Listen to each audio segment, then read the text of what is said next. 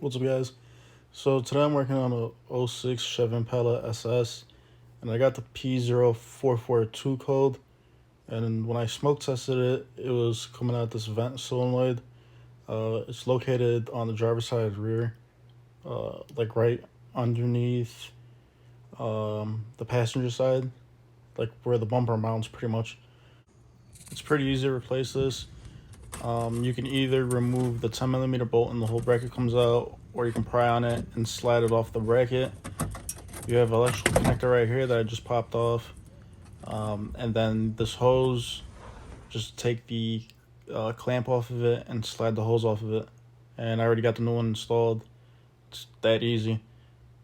So the code that I got was just a generic code. I recommend smoke testing the car, seeing where it comes out of. When I smoke tested mine, this is where it came out of. So that's the only reason why I replaced it. Because again, it's a generic code. It could be anything.